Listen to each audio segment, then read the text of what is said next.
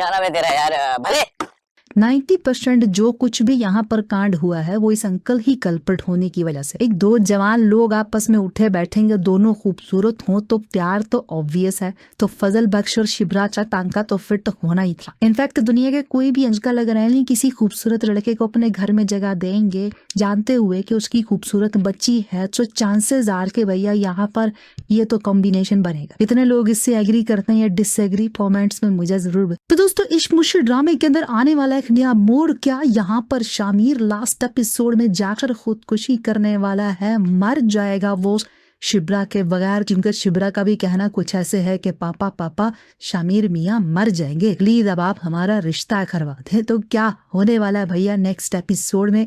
Latest episode कैसी थी और ये ड्रामा कब और कैसे खत्म हो सकता है, इन सभी क्वेश्चंस के आंसर मैं आज के इस वीडियो में देने वाला हूँ। लेकिन उससे पहले भैया आप लोगों को रमजान बहुत बहुत मुबारक हो। फनी सीन वॉज जहां पर आपको दिखाया जाता है कि इतना सब कुछ होने के बाद भी शिब्रा कहती है कि मेरे पापा नहीं मानेंगे, तुम्हारे और मेरे दरमियान क्लास का बहुत डिफरेंस है। अरे बीबी क्लास का मसला तब भी था जब ये बेचारा फजल बख्श बनी फिर रहा था, तब ये बहुत लोअर क्लास से था और अब ये बहुत अपर क्लास में है। मतलब एक तो मुझे लोगों की समझ नहीं आती कि जो क्लास डिफरेंस को इतना ज्यादा अपनी अना का इशू बना लेते हैं। आज भी बहुत सारे लोग गरीबों में शादी इसलिए नहीं करते क्योंकि भैया वो लोअर क्लास है, और गरीब बेचारे अमीरों में नहीं कर पाते क्योंकि उनको डर होता है कि कल को हमें ताने मिलेंगे। कोई भी आपकी फाइनेंशियल कंडीशन है, इफ यू आर एजुकेटेड, तो मेरे ख्याल से सबका स्टैंडर्ड इक्वल होता है। मैंने अपनी आंखों से ऐसे बहुत सारे लोग देखे हैं जो बहुत अपर क्लास के थे, with the passage of time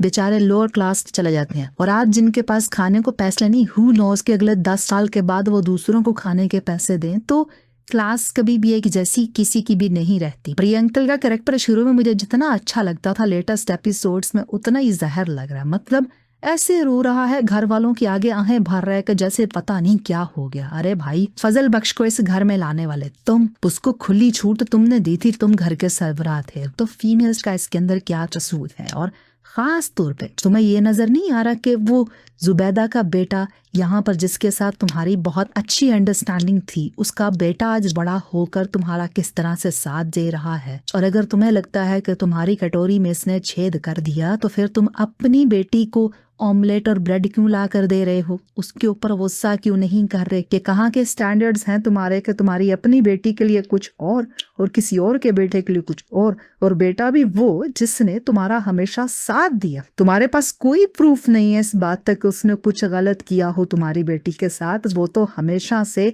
तुम्हारा अच्छा बेटा बन के रहा है। तो बड़ा ही अजीब, बड़ा ही स्टूपिड रिएक्शन है इस अंकल का। ऑनेस्टली स्पीकिंग मुझे इसके ऊपर बहुत ही ज्यादा गुस्सा आया। लेटेस्ट एपिसोड में भी जब ये जाता है उस दाऊद के पास, तो दाऊद बड़ी कमाल की खड़ी बात करता है। मुझे उसकी बात 16 आने बेहतर लगी जब वो ये कहता है कि भाई मेरी कमाई तो हराम की थी जिसकी वजह से तुम मुझे बहुत ही ज्यादा डिसलाइक करते थे, क्या जो तुम्हारे घर चलने लग रहा है वो हलाल है? And that is something I am asking all along कि भैया कैसे एक अंकल जो इतना ज्यादा मान लो रिलीजियस या सोफिस्टिकेटेड है मैनर्स को लेकर एक थर्ड पर्सन को अपने घर में अलाउ करेगा? तो